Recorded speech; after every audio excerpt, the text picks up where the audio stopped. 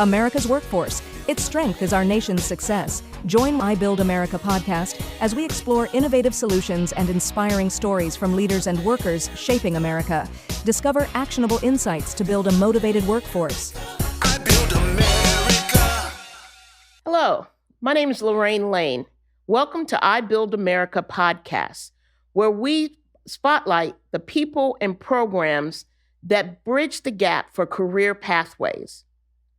Today, we're in Atlanta, Georgia, at Bravo Ocean Studio, meeting and interviewing Quasandria Curry. She's a director at Westside Works here in Atlanta. And our theme today is talking about workforce development that actually works. Quasandria, welcome. Thank you for having me. Oh, it is a pleasure. I'm so glad you're here. Yes. I had the privilege to work with you with the Mayor's Summer Youth Program a couple of summers.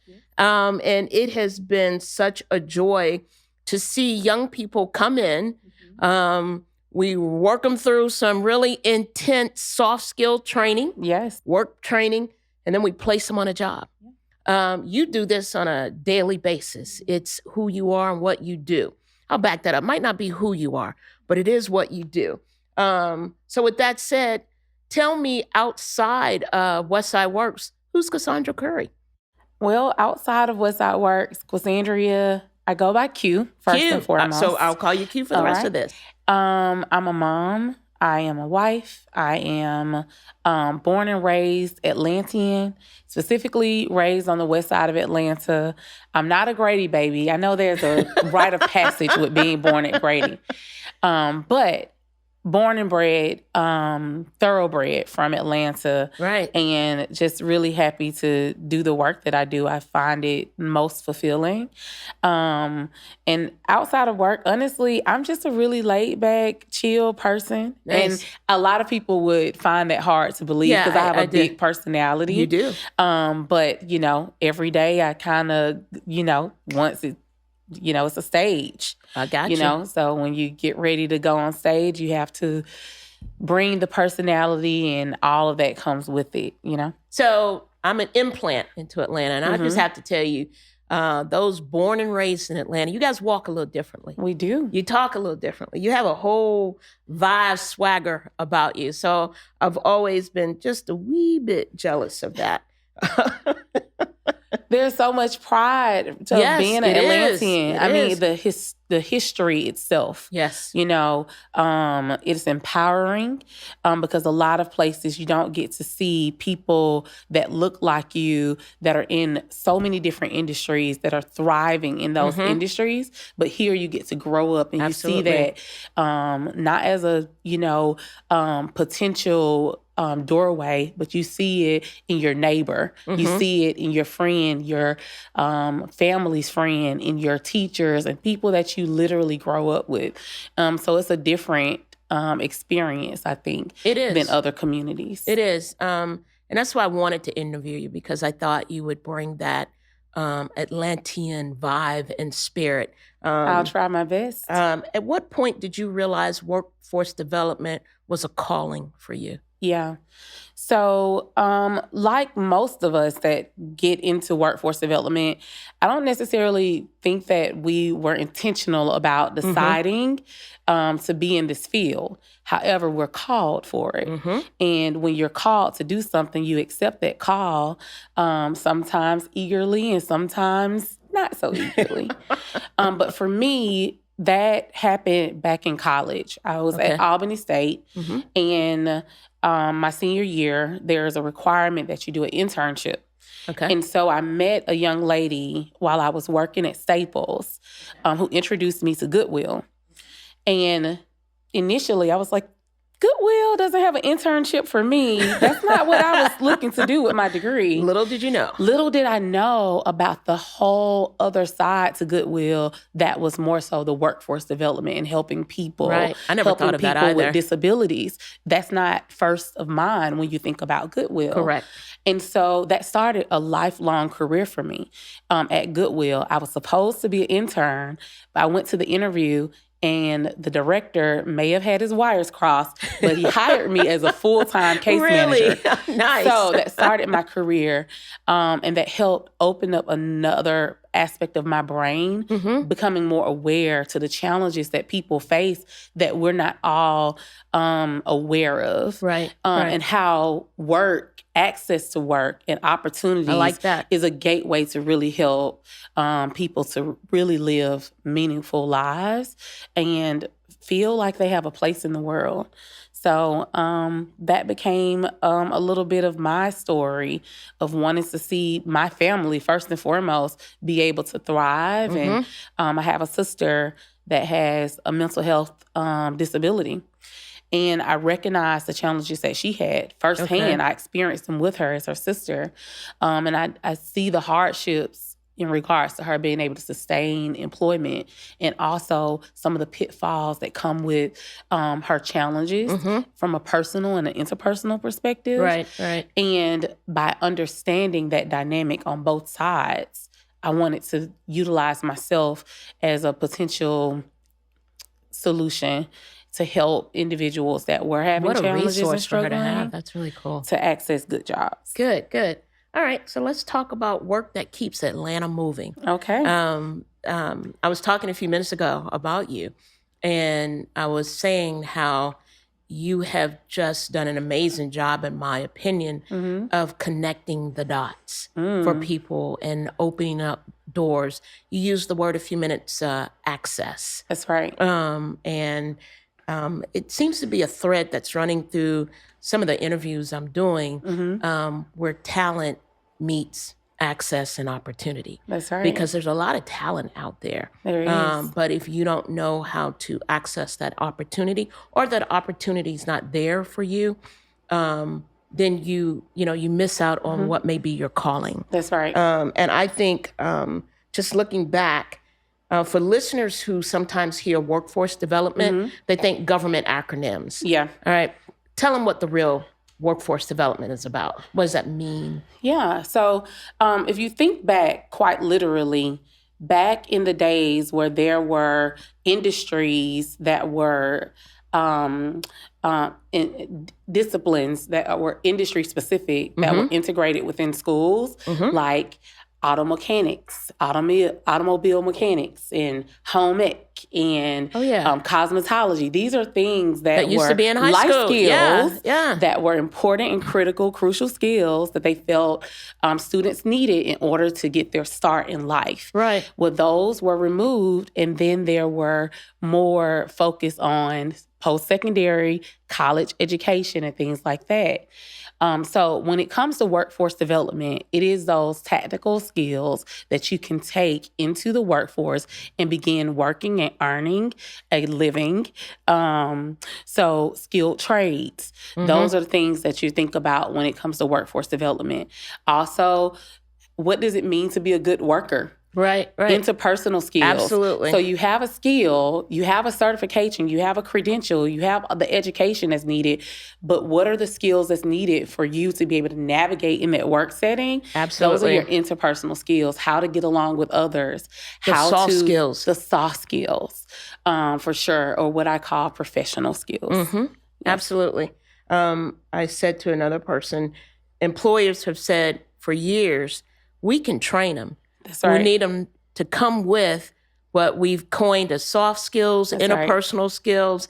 You know, if we got that, if I can get someone to come to work on time, I can teach them the job. That's right. Atlanta's booming. Atlanta is booming. But not everyone is benefiting. That's right. What's the real workforce challenge people don't talk about enough? Yeah. So specifically in Atlanta, we have a economic challenge that individuals that are born into poverty are amongst the 4% individuals that are born into poverty. They have less likelihood to make it to the upper 4% out of poverty. Let me repeat that. Yeah, please do. Because I think I heard you, but I want to... Right. So 4% of individuals that are born into poverty, I'm sorry, I'm saying that statistic wrong. Okay. Individuals that are born into poverty have about 4% chance to make it out of poverty within their lifetime here in Atlanta. Wait a minute. Only 4%? No. No, they only have a Individuals. 4% chance. That's right, a 4% chance of getting out of poverty. of getting out of poverty. Wow. Yes, it's a horrible statistic, and no one likes to talk about that. Specifically, Georgia, right? But Georgia is the out of the 50 states, is ranked the 50th of economic mobility for individuals that are born into poverty here in our local community. Wait a minute, I didn't know that. Yeah, I would have. that is the reason behind the work, why it's so significant, why it's important. And you would think that we're the Black Mecca, so you see a lot of African-American brown people thriving here, specifically in our Atlanta metropolitan area. But that is just Georgia's not... bigger than Atlanta.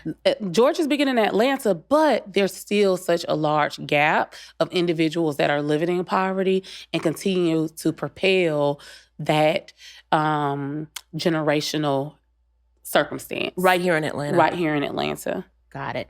That is a very educational moment right here. Yeah. I was not prepared for that.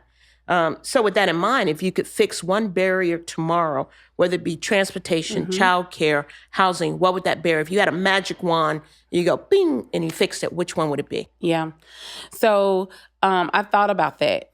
Yeah? A lot. Like, what would that magical solution be? But the honest truth is, there's a lot of weight that we place within our communities with those that we trust. So my magic wand would be to identify those trusted relationships, those voices that people trust in their communities, and be able to educate them so that they then can become the educators of their community, because they're already trusted figures. The grandmothers, the professionals that are providing services, those individuals, the more education that we can provide to them in regards to finances, wealth earning opportunities, educational opportunities, alternate pathways to work outside of your traditional post-secondary colleges. That's the magic wand that I would like to create. Because what I hear you saying is we can give them the things. That's right. I can give you the car. Yeah. But if you don't know how to maintain, if you don't have those skill sets that you're going to get up in the morning and go get in the car, then go to work, I can give you the house. But if you don't know how to get the light bill paid, so I think that is a very profound perspective on, it's not about the things. Yeah. It is about the inner education of people to know what to do and how to utilize the resources that they have. Absolutely. And so if I trust Miss Evelyn in my neighborhood, and Miss Evelyn says to me, Lorraine, do A, B, and C, then I'm more likely to do it than someone else coming in or me being given something, a handout. Absolutely. So I'll share with you a quick story. Okay. We operate training programs, and we have professionals that come in, and they really... Yes, you do. They're really able to communicate at the level in which individuals that we serve understand. And they have a really good time in class. And they take those skills back home and they share what they've learned with their trusted family members. And then they go through programs, they get certifications. And our job in workforce development is not only to teach them a skill, but also combined with getting them that network that's needed to get them the job. Right. And so as we're transitioning them to work, we give them an opportunity to say yes and no to the jobs that we offer. Okay. And there was this one instance where a young lady went through one of our technology programs, and she worked prior to coming through our program at Burger King. Well, actually, she was still at Burger King. Okay. And making around $12 an hour, right? Which is great. But after completing our cybersecurity program, the employer wanted to hire her a little bit over $80,000. She went home and she shared this great news with her grandmother. And her grandmother said, but that's a great idea. But if you take that job, you're going to increase our household income.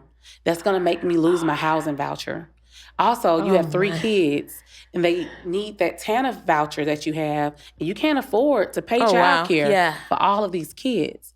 So That the mindset. education Right. mindset, although we have provided all of the resources, we've educated the individual, we've provided the job opportunity, all you have to do is sign your name and Take go that to the opportunity. job. Take that the door. opportunity. That door's opening for you. However, you have those trusted resources that their knowledge and information rings louder Yes. and are more crucial to the decision-making Correct. process Understand. than we can account for sometimes. And so for us at Westside Works, what we have adopted is a new mantra, which is we help one person, one household, and one community at a time, because we know you cannot grow in a silo. And that means taking it from the grassroots level, which is identifying who supports you and what are those resources that we need to bring in with you to grow with you. Girl, you need to package that. Put it on a board game. Yes. Listen. But you are so right. I'm listening to you, and I'm just thinking of times, even in my Job Corps world. I'll never forget, I was working in Arkansas, and Arkansas has a lot of poultry industry there. Yeah. And there are seasons where they need more workers. Right. And I had a parent come and want to pull at both of her children in my program, pull them out of work out of the center to go to work. Yeah. Because it was that poultry season and they needed, and they were going to be making, I think at the time, maybe $10 an hour. And I really struggled with getting that parent to understand. I know that's a quick fix right now. Yeah. But if we can keep them in this program, so, I totally understand. That really brought home, one client, one household, that support system. Yes, the support Albeit I system. might not see it as a support system. Right. But what's yours and what's mine are two different things. That's right. And then having that community. That is the definition of wraparound services. That is. And you went ahead on my questions with that explanation.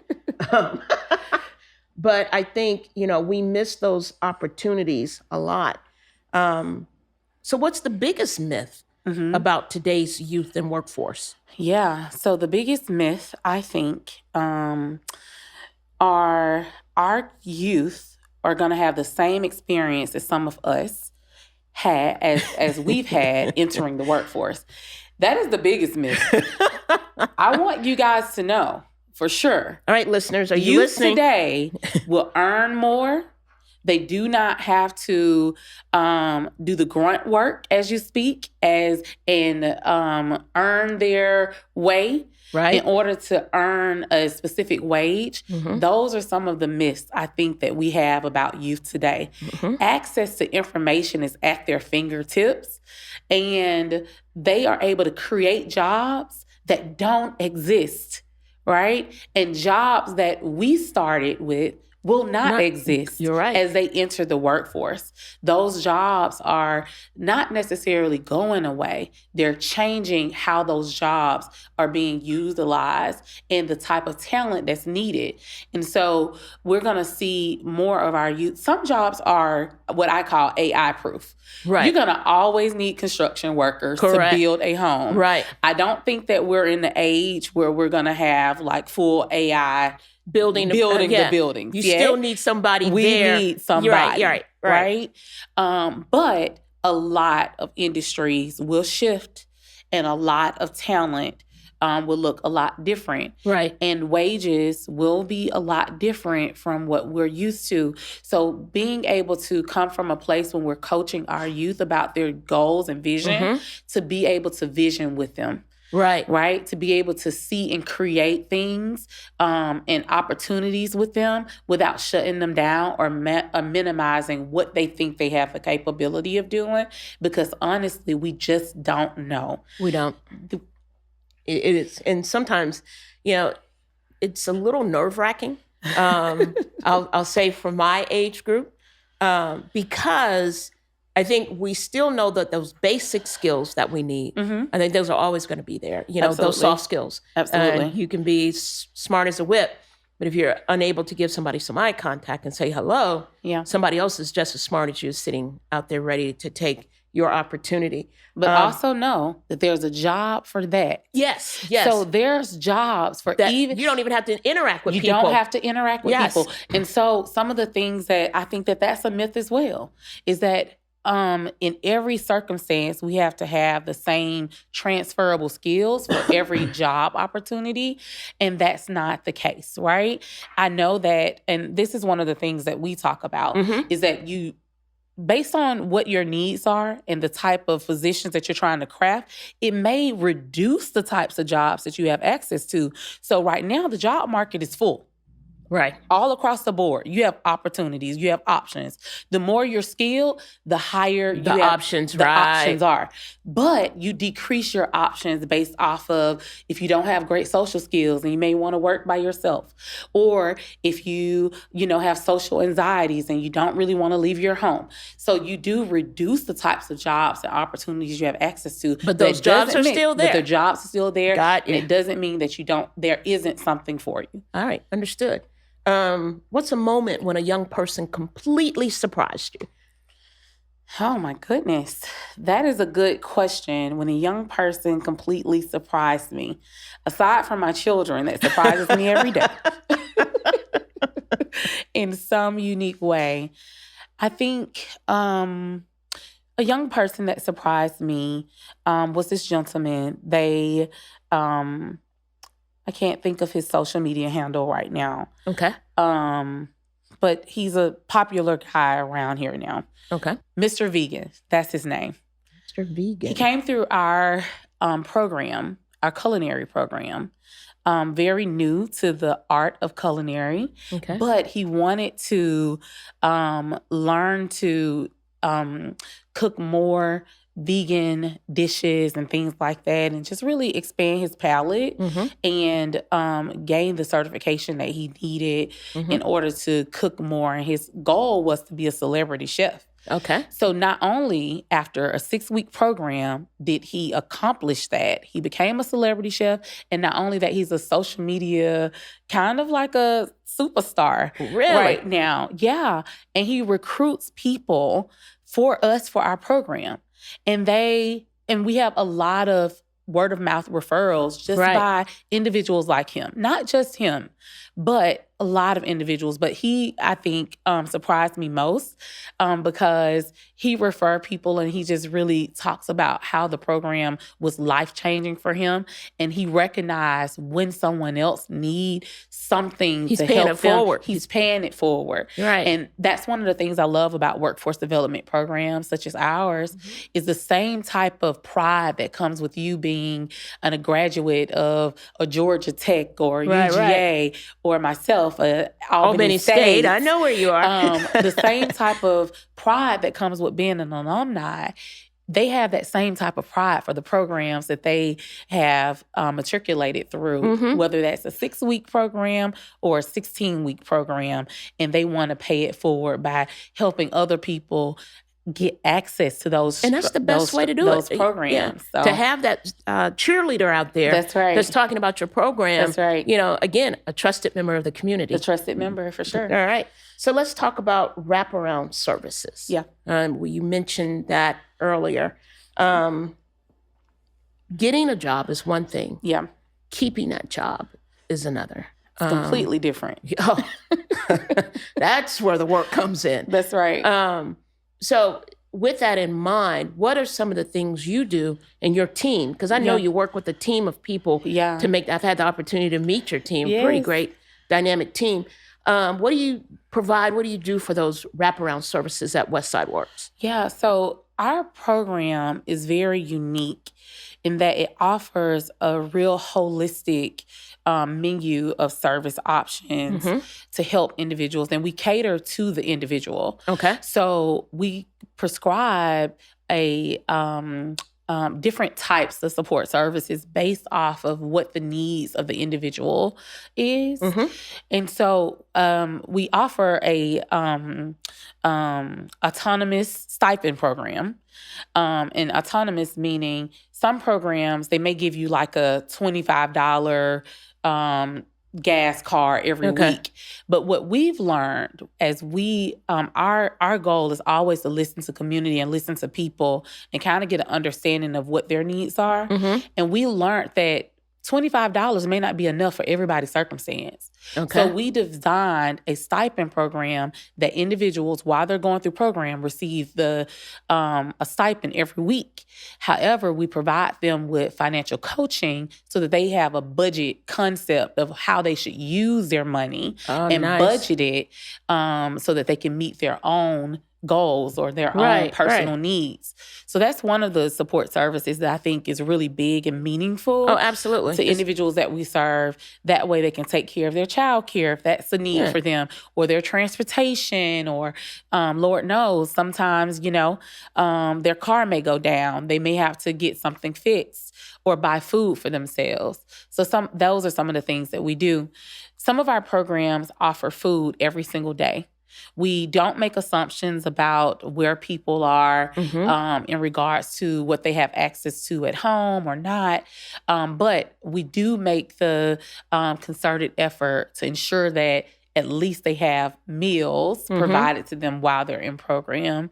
So that's something that's unique about our program. And we provide transportation assistance. I think that is a crucial part of people getting started.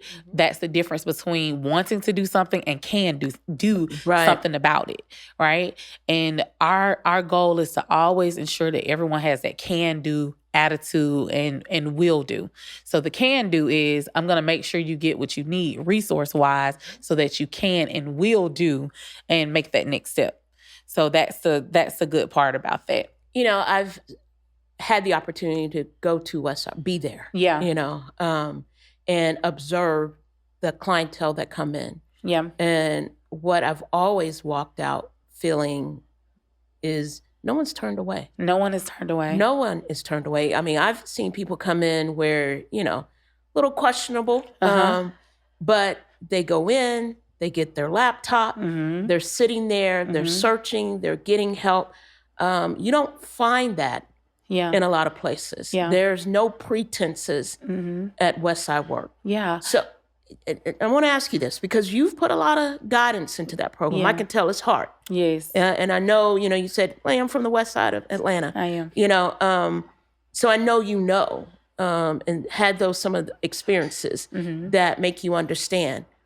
But how do you not get burnt out in a work world that can be so demanding? From the time you wake up in the morning, the emails, the phone calls, the texts, or when you walk through that door and someone didn't show up. How do you not get burned out? Yeah, that is a great question.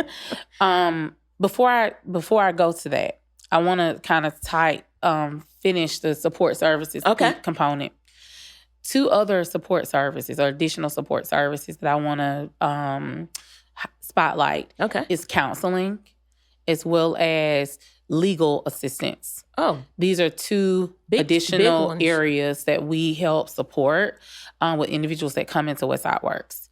And so to segue to the next response, I want to say the same intentionality that we have as professionals with the individuals that we serve is what we encourage the individuals that are serving, the helpers, to be helped in that same way. So a few things that we do. We're intentional about every single Friday. We have an admin day. It's really a quiet day at Westside Works that allow people to catch up on their work and have a moment to kind of decompress from the week, because it gets very, very busy Monday through Thursday at our facility. The second thing that we do, I think we do really well, is we have professional development every single summer. And we allow them to determine what types of trainings or trainers they would like to come in and how they would like to learn. And of course, throughout the year, they're able to access other trainings for their own personal development. But we do a lot of team building and things like that. We do encourage, and we have a flexible workspace. So the same types of dignified experiences that we want to create for others is what we try to be intentional about creating for one another as colleagues. I would say. All of those are excellent tools for people. It would be nice if other agencies that delve in the social services, because that is such a hard industry, would provide that. I also like to add, in some of your team building, you have some amazing themes. And I've had the opportunity to see some of those themes. Yes. And people really get into it. And it really is a part of decompressing. What should someone know about this field before entering into it? If a professional or someone who wants assistance? Professional. A professional. I think lifelong learning. So, we are only as good as of a professional to others is if our skills are current, right? And if we are pouring into ourselves, right, and making sure that we are skilling up for ourselves. Absolutely. As the industry shifts, our tactics and our strategies have to shift. Our ability to access information or to communicate information differently has to shift, right? So you definitely should know that you are your tool, the person. So as the tool, you need to make sure that you're skilling up to make sure your tool stays sharp and up to date. I learned Chef Simone Byron. She was someone that I had the opportunity to interview as well. And she said to me, one life lesson was to hone your steel. And so to hear you say, stay sharpened, I was like, oh my goodness, this theme is just running. I couldn't have built this thing better if I tried to. All right, you ready for your lightning round? Yeah, let's do it. All right, let's go. Coffee before emails or emails before coffee? Emails before coffee. Okay. I like to kind of glance at my emails just to kind of get a sense of how strong the coffee needs to be. Where I should get started. So that's the very first thing that I do because, of course, they're at your fingertips. They're on your phone. So I glance over my phone before I kind of get started and have a Rolodex of how I want to move my day. Resume or referrals? Referrals. Really? That's right. Tell me why. I think I know why, but tell my listeners why. Your network. It's a cliche comment, right? Your network is your net worth, right? And your resume can be the experience that you've provided or offered to someone else who is based off of their experience and what they do. They have the ability to move doors and talk about you in rooms that you're not in. And so when you show up, it's not about presenting your resume because you're already offered the opportunity because someone else has already laid that path for you. Right. Your resume definitely, you should be able to produce a resume or be representative of your resume. Right. But I do think that you should lean into your network. Okay. And that referral is, it's a beautiful thing. It is. Right. It is. That's the access. I've experienced you making a referral for me. That's right. I appreciate that. That's the access that our customers need. Absolutely. One word to describe the future of workforce development. Promising. That's another theme word, isn't it? It's very promising. It is. Yes. So if you could leave I Build America podcast listeners with one message about workforce development and opportunity, what would it be? I would say that two things. Okay, I'll Not take one two. Thing, two things. One of my colleagues, they always say this quote, that talent is distributed equally, but opportunity is not. In workforce development, we level the playing fields. We ensure that opportunity is distributed equally and that everyone has access to it. And the second thing I would say is, when you're thinking about work, most oftentimes when we go into this workforce development arena, I have nothing against college. Went to college. I think understand. it's a beautiful thing. I encourage my daughter to go to college for Not the for everybody, though. experience. It's not for everybody. And only a third of Americans actually go into college. So about the majority don't go to college. They go directly to work, which is great. It's a great way to begin earning first model and then kind of exploring what you want to do and then going to college and upskill yourself once you've determined exactly what it is that you want to do so that you can hone in your skills without the debt. Right. And so I definitely would leave listeners with the lasting message to encourage people to skill up first and explore the workforce. Right. Workforce development is a great opportunity to start that exploration process. Q, this has been so enjoyable. I mean, it has been a wonderful flow of information. I want to thank you for what you're doing for I Build America. You're a direct pipeline from those who need to resources and opportunity that you speak about.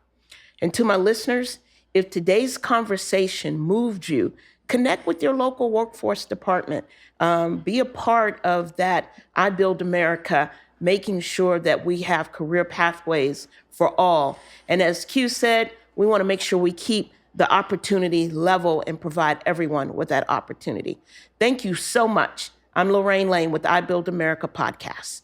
Thank you for listening to the I Build America podcast. Please subscribe, share, and comment, and be sure to join us next time for more insights and inspiring conversations on building a powerful American workforce. I Build America, building workforce success one podcast at a time. I build America.